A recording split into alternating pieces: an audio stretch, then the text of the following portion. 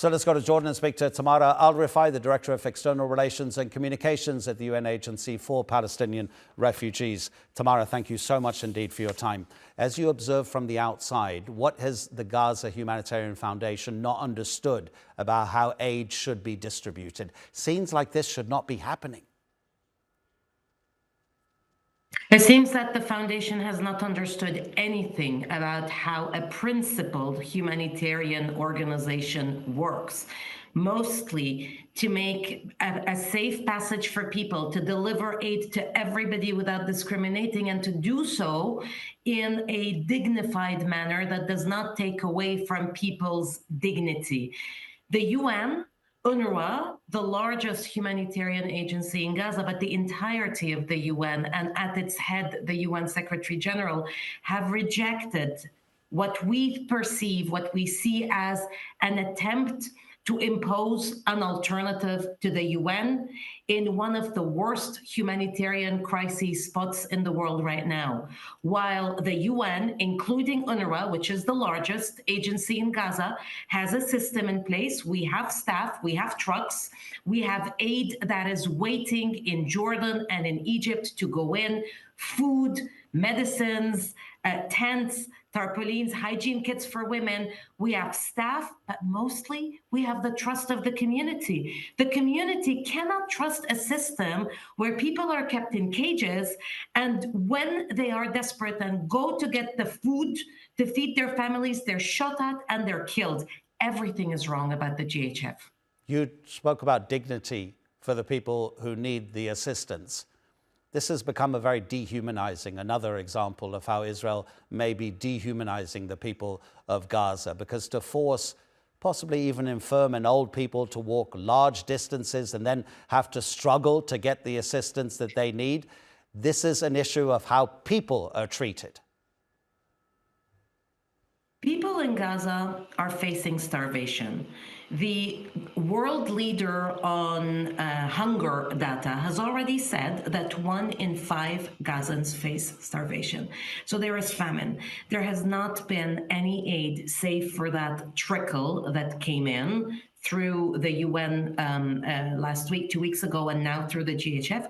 There have not been any food or other supplies, commercial supplies, going into Gaza for now almost 3 months. So people are exhausted from nearly 20 months of war. People are exhausted from the multiple displacements. It is now confirmed or reported that Gazans have been displaced on average from 6 to 19 times. Every time a Gazan leaves a place, they leave with even less family members because these were killed, and less possessions. What they need is food.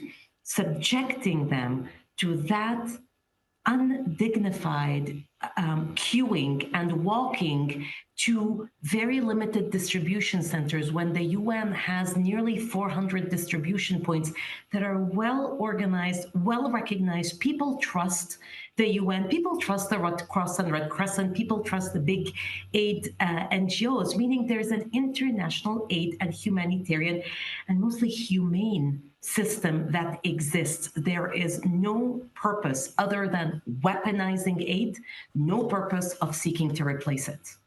Your agency, all UN agencies, clearly have to work within the political parameters that are placed by the leaders of countries that are involved in areas where you work.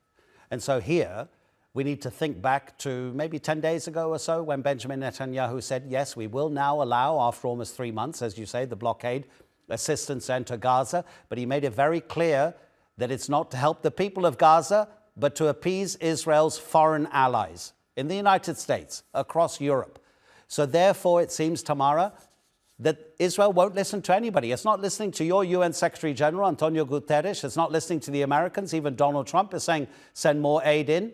Who will Israel listen to, if not your agency that knows Gaza better than any other? What is clear right now is that our own donors, our partners, governments from around the world are behind us, UNRWA, and they're behind the UN. The statements of support to the UN that we have seen over the last few weeks, but mostly, throughout the war, but mostly since the ceasefire collapsed and no aid has gone in, what we have seen is a lot of international support to an international system that works.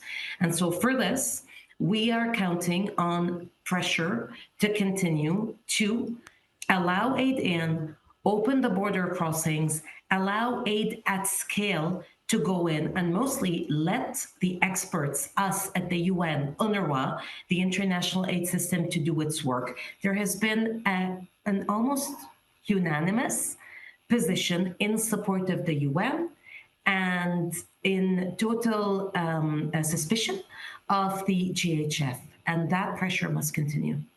Tamara, Alrifai, thank you so much for taking time to talk to us on TRT World.